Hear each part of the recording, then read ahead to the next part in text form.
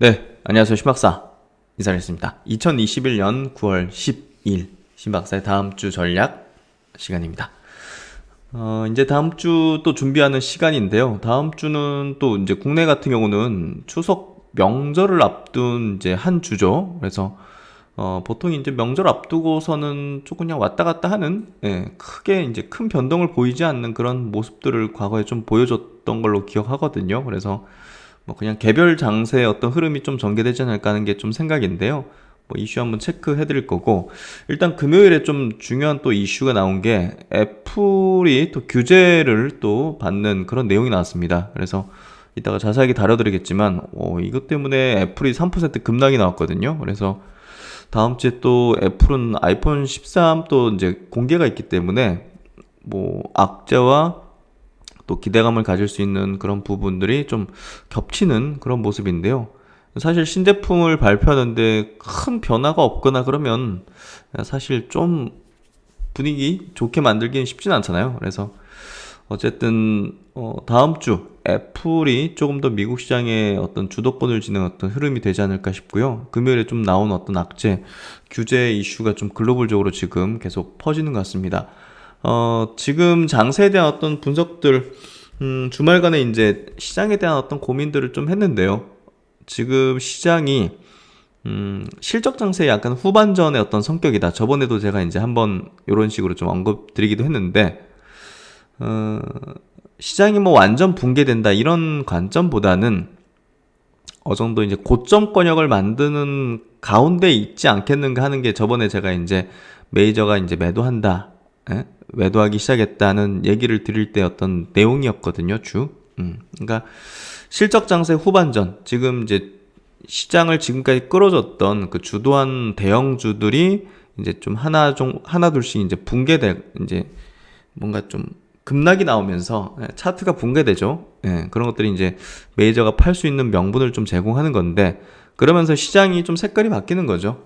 중소형 주단의 어떤 종목들이 움직인다든지 또 이제 경기 민감 섹터들이 최근에 뭐 화학주라든지 철강주들 움직이는 거, 그런 것들을 움직이는 것들.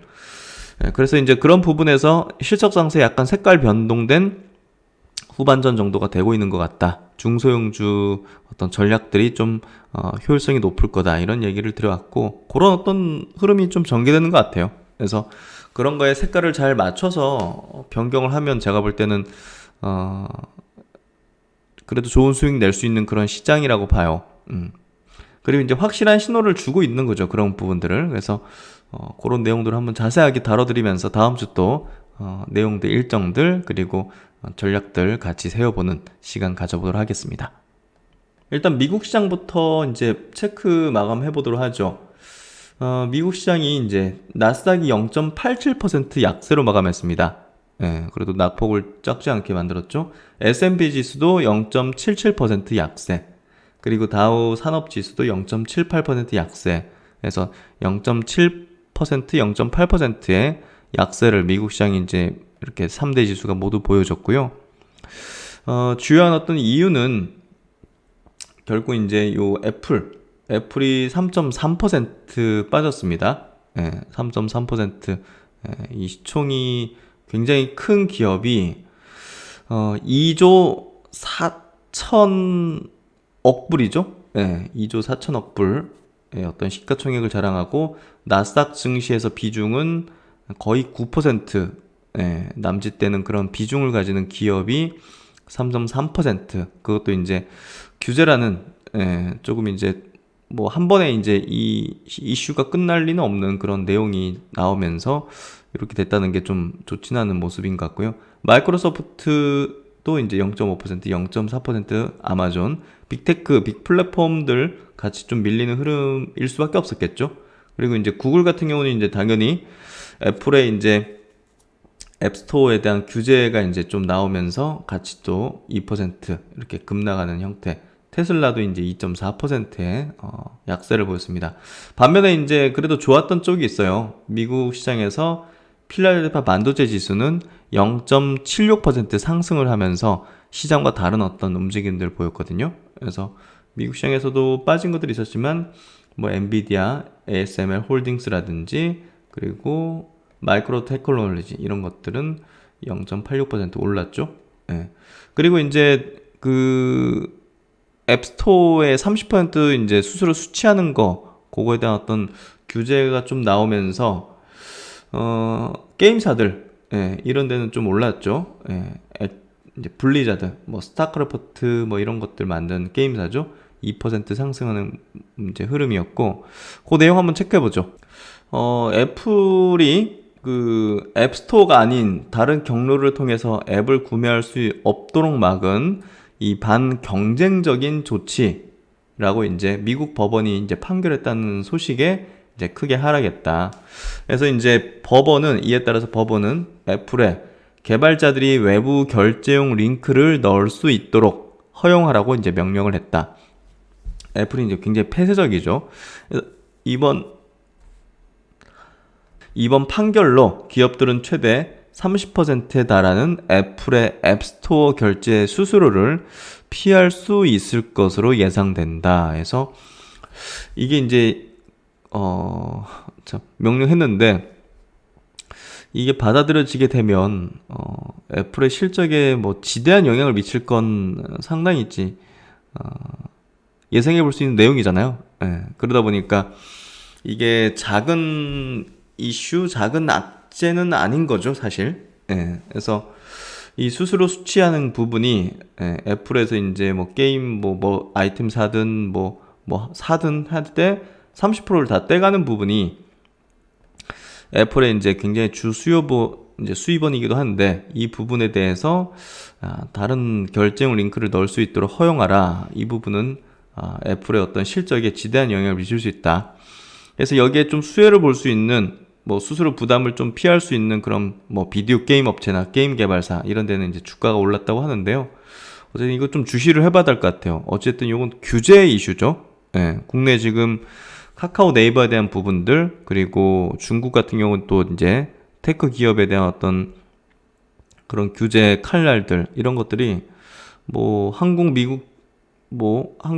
미국, 중국 모두 이제 이런 영향들이 좀 있는 것 같아요. 그래서 어쨌든 단기적으로라도 이 영향은 좀 미칠 수 있을 거라고 보여지고요. 뭐 이런 부분에서 이런 빅테크 기업이라든지 뭐 국내 이제 플랫폼 기업이든 중국의 이제 그런 플랫폼 기업이든 우리가 투자하는 어떤 관점에서 볼 때 뭐 5년, 10년을 내다볼 때 어떤 관점은 뭐 저가 매수 영역일 수도 있겠지만 그게 아니라 이제 우리가 한 1, 2년 정도 내다볼 때 어떤 관점에서 본다면 매력이 좀 떨어진다고 좀 볼 수 있는 그런 내용들인 것 같아요.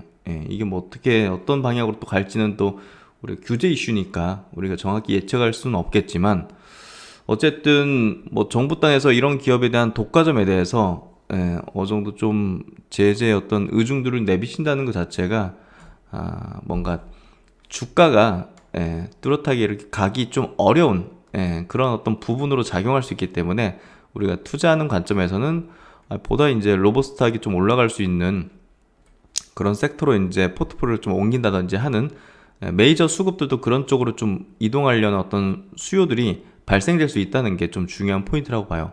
이게 뭐 애플에 영향을 장기적으로 미치니 맞느니 그거는 사실 10년 투자하는 사람들 관점에서 필요한 부분이지 저는 뭐 1, 2년 정도 내다보면서 이렇게 투자하는 관점에서는 일단은 애플을 이제 지금 시장에 대한 어떤 상승 사이클과 하락 사이클에 대한 부분에서 상승 사이클 안에서 이제 최대한 투자를 하고 집중적인 어떤 투자 전략을 짜는 데 있어 가지고는 사실상 이거는 영향을 좀 미칠 수 있는 내용이 아닐까 싶거든요. 그래서 이게 시장을 뭐 완전히 그냥 뭐 나스닥, 다우, S&P를 붕괴시킨다 이런 거는 뭐 되진 않겠지만 어쨌든 국내 같은 경우도 작년부터 해가지고 시장을 좀 끌어줬던 그 소위 이제 BBIG 어떤 성장 섹터들에 대한 투자 뭐랄까 수익률이 조금 뭐랄까 좋지는 않을 거다는 생각이 들어요. 최근에 국내 이런 BBIG 주도 종목들 하나하나씩 다 이제 주가 패는 흐름들을 보면서 이제 말씀드린 내용이죠. 미국도 이제 그런 어떤 모습으로 좀 되는 것 같고, 중국도 그렇고 한국도 그렇게 좀 되는 것 같습니다. 뭐 생산자 물가 지수가 뭐 이거는 약간 뭐 생각하기 나름인 것 같은데, 전달보다 둔화됐다. 예, 그래서 물가 안 올라가는 게 시장에 또 좋은 거잖아요. 예, 근데 전년 대비로는 여전히 높은 수준을 기록했다. 그래서 뭐 이거 해석하기 나름인 거고 반영하기 나름인 거죠. 어쨌든 8월 달에 생산자 물가 지수는 전월 대비 0.7% 올라 시장의 예상치 0.6% 상승을 웃돌았다. 오, 이거 생각 예상보다 많이 올랐는데, 다만 7월 기록한 전월에 기록한 1% 상승보다는 둔화됐기 때문에 뭐 지난해보다 낮아졌네 해서 좋게도 해석할 수 있는 거고, 해서 요거는 뭐 사실 해석하기 나름인 것 같고, 전년 대비로는 8.3% 올랐기 때문에 2010년 이후 최고치를 경신했다는 요 부분도 있습니다. 어쨌든 다음 주에는 또 8월 달에 소비자 물가 지수가 또 발표가 됩니다. 이것도 또 증시에 또 영향을 미칠 수 있는 그런 포인트라고 보여지고요. 그때 어떤 증시 분위기에 따라서 이게 또 이제 좋은 쪽일지 나쁜 쪽일지 결정될 것 같고요. 그리고 이제 연준 이제 당국자들이 연내 테이퍼링에 나설 것이라고 언급해 왔다. 최근 고용지표 부진에도 이러한 전망은 여전히 유효한 걸로 보인다. 일단은 9월 달에 FOMC 회의가 21일, 22일 열릴 예정이거든요. 그래서 테이퍼링 시장 시점에 대해서 뭐 11월 될 것인가 이런 것들을 발표를 할 걸로 시장은 좀 얘기를 하고 있고요. 테이퍼링 시작해서 내년 상반기에 마무리하는 방안을 지지한다. 클리브랜드 연방준비은행 총재. 그래서 이런 테이퍼링 관련된 내용들이 시장에는 어느 정도 좀 반영이 됐잖아요. 그래서 불확실성은 아니잖아요, 지금. 불확실성은 아니기 때문에 이게 뭐 부정적인 어떤 기류로 시장에 좀 영향을 미치기는 좀 제한적일 거라고 생각해요. 그래서 테이퍼링에 겁먹을 필요는 없을 것 같다는 생각이 들고요. 시작은 뭐 우리가 뭐 떠올렸던 그게 아니라 터무니없는 걸로 이제 명분 삼아서 내릴 수도 있는 거고. 그래서 이제 뭐 여러 전략가들이 주가가 사상 최고치 흐름을 이어오면서 조정 압력이 커진 상태였다. 그리고 강세론이 빠르게 약화하고 있다. 그리고 계절적으로도 시장에 힘든 시기다. 이게 8, 9, 10월 이렇게 그 3분기 넘어가는 문턱 내지는 우리나라 추석이나 이제 미국의 추수감사절이 있는 요 시즌 있잖아요. 요 시즌에는 거의 주가가 별로 좋지 않거나 내렸던 걸로 기억해요. 그게 이제 통계적으로 나와 있는데, 요 이제 그래프 보시면 여기 이제 그 검은색, 회색 요 부분이 S&P 지수의 이제 요 이제 1월이겠죠? 제뉴얼이, 그리고 디셈버 12월. 그래서 월간 이제 어떤 지수의 어떤 궤적인데요. 보시면 이렇게 올라가다가 연초부터 올라가다가 지난 이제 약 몇 년입니까 이거? 90년부터 2019년까지의 데이터니까 거진 30년이잖아요. 그리고 이제 특이치였던 2007년, 2008년, 2009년 요때는 좀 굉장히 특수 상황이었다고 이렇게 해서 제외를 한 데이터가 회색이고 비슷해요, 근데. 그래서 일단 30년에 이제 S&P 지수의 어떤 통계적 패턴인데, 보시면 연초부터 좀 올라가는 추이다가 7월달 고점 찍고 8월달, 9월, 10월 좀 빠지는, 8, 9, 10월 좀 빠지고 턴에서 이제 연말에 또 상승하는 이런 기조가 이제 패턴화 됐었죠. 근데 이제 올해 같은 경우는 2021년 빨간색 선입니다. 올해 같은 경우는 지금 미국 증시 보십시오. S&P, 나스닥, 뭐 다우 보십시오. 7, 8, 9 계속 올라가고 있죠. 그래서 야, 지난 30년의 어떤 통계적인 패턴이 이 8, 9, 11월이 이렇게 좀 약세 기조를 이렇게 보였는데, 평균적으로 올해는 좀 특이하게 이렇게 올라온다. 좀 조정받을 때 된 거 아니냐. 계절적인 어떤 패턴상 이런 얘기를 하는 거죠. 그래서 이게 왜 30년 동안 이런 현상이 좀 패턴화 됐었는가 하는 것들을 그냥 그냥 제 생각입니다.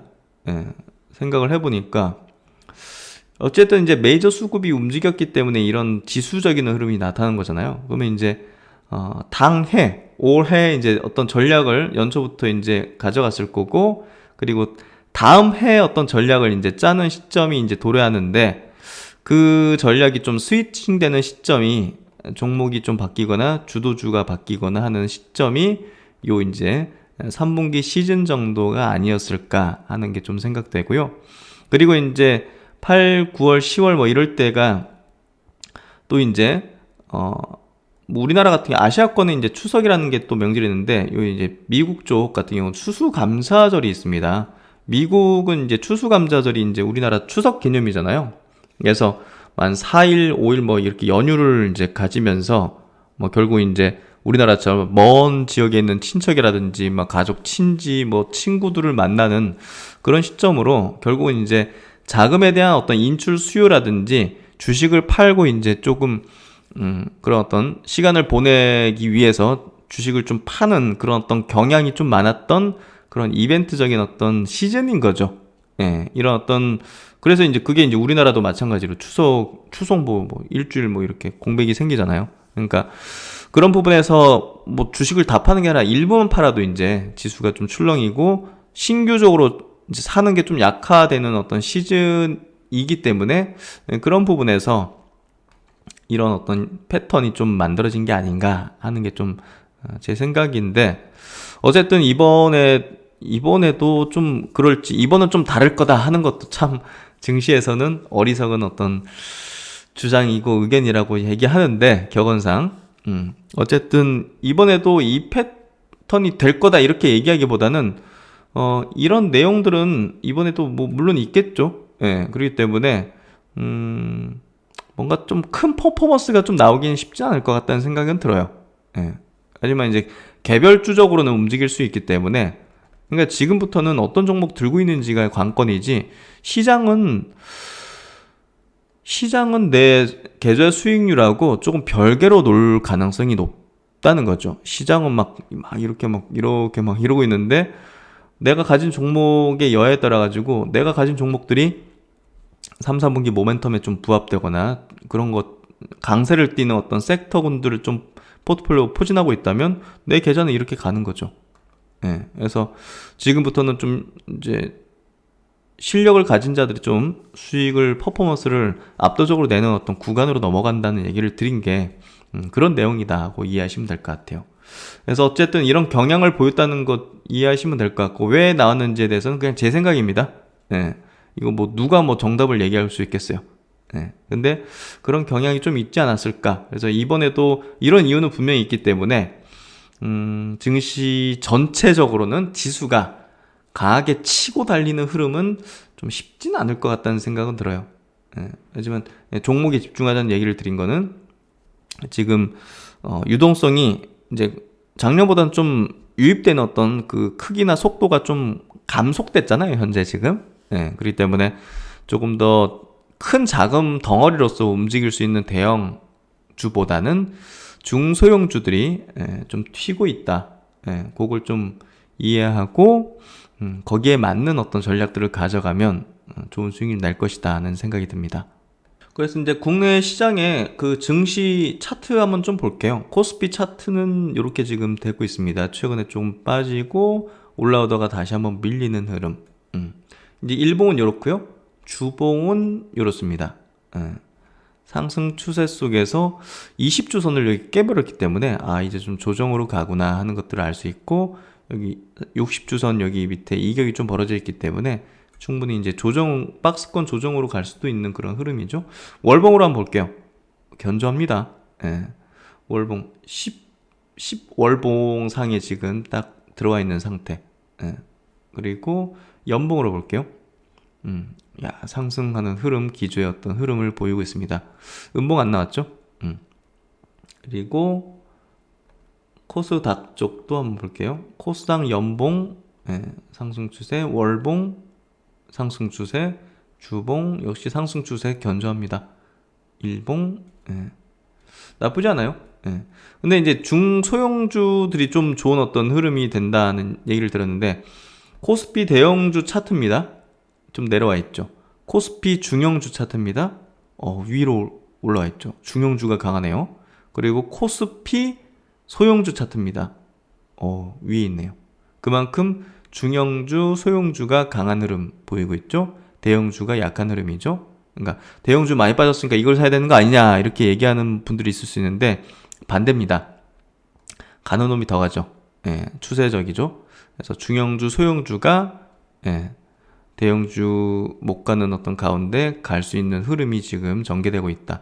중형주, 소형주 차트는 거의 전고점 부근에 있고 코스닥 차트도 전고점 부근에서 놀고 있죠. 그래서 실적 장세 후반전 준비는 중소형주로 해야 된다는 얘기를 좀 드렸고 그쪽이 저는 낫다고 봅니다. 그래서 보면 신고가 신저가 이렇게 보면요. 보면 이렇게 이제 중소형주 단으로 코롱 이제 지주회사죠. 이런 기업이 신고가 이렇게 내지 않습니까? 시총이 5,700억.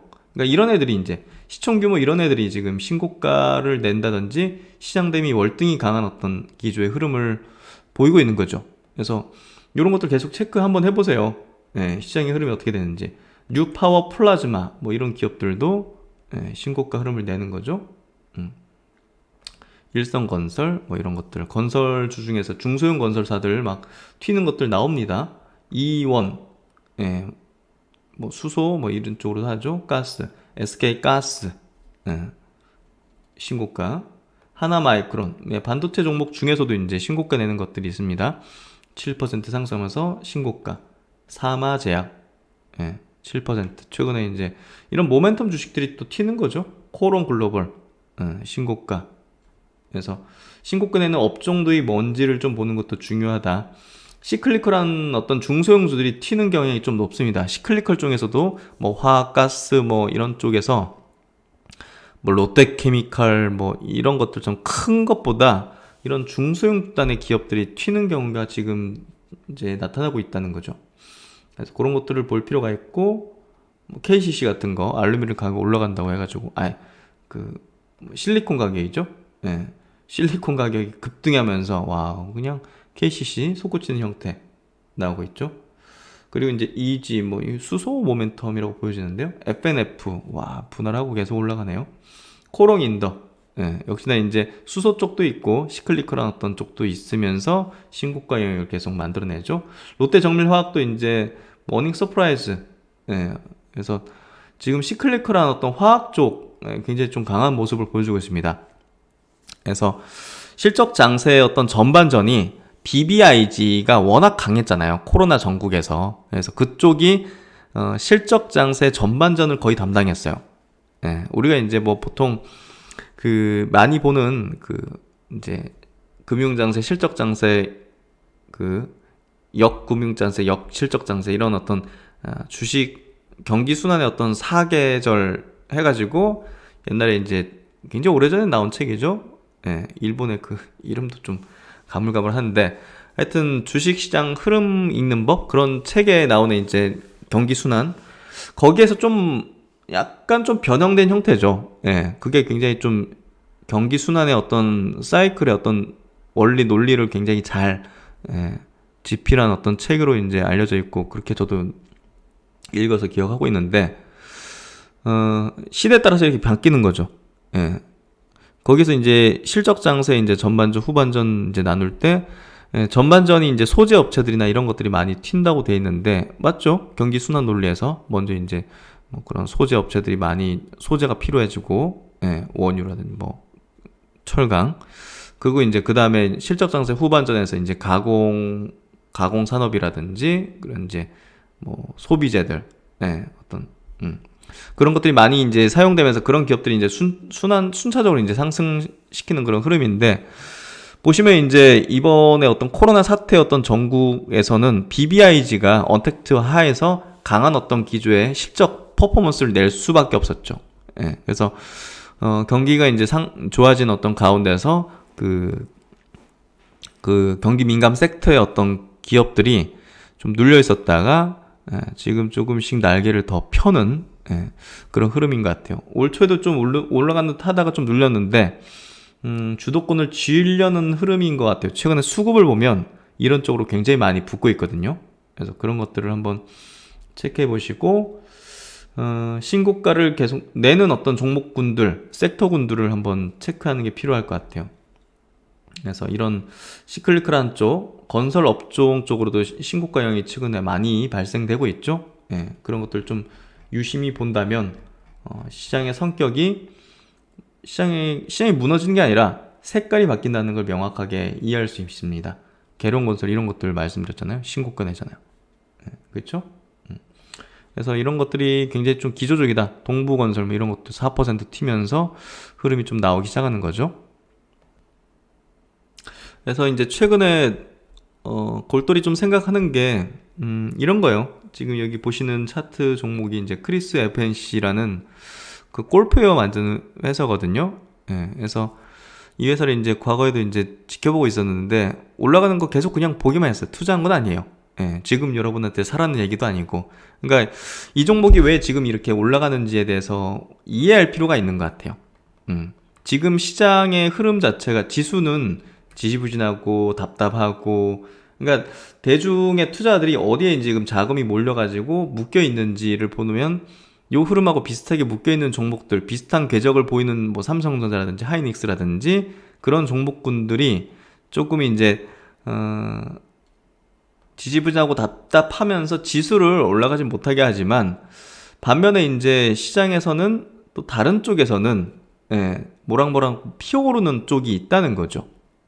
그래서 지금부터는 사람들이 이제 어디에 돈을 좀 집중해서 쓰고 어떤 트렌드와 유행과 어떤 히트 상품과 서비스가 좀 부각되면서, 그러니까 대중들이 돈 어디에 쓰겠느냐, 이거를 쫓아가는 게 굉장히 필요하다는 생각이 들어요. 최근에 골프 굉장히 유행하죠. 그런 것들이 좀 힌트가 될 수 있고, 그런 것들에 대한 계속 체킹을 하고 유행을 파악하고, 그게 제가 볼 땐 개별주를 뽑아내고 투자하는 포인트 중에 하나가 될 것 같아요. 그래서 지금은 개별적인 어떤 종목들을 많이 좀 저도 이제 리스트하고 이제 뽑아내고 있고요. 그런 것들을 또 압축해서 말씀을 드리는 시간들이 있을 걸로 보여집니다. 그래서 크리스 FNC 요거를 뭐 매수하시라 이런 얘기 드리는 거 아닙니다. 요거 저도 이제 지켜보고 있던 거였고 계속 사진 않았고, 근데 이제 이런 것들이 올라가는 이런 종목이 이제 지수와 다르게 이제 움직인다는 거를 한번 유심히 왜 그런지를 보면 비슷한 류의 어떤 기업들을 발견할 수 있다는 생각이 들고요. 지갑을 좀 우리가 좀 유심히 봐야 된다는 거죠. 이제 사람들이 어디에 좀 쓰는지 확실하게.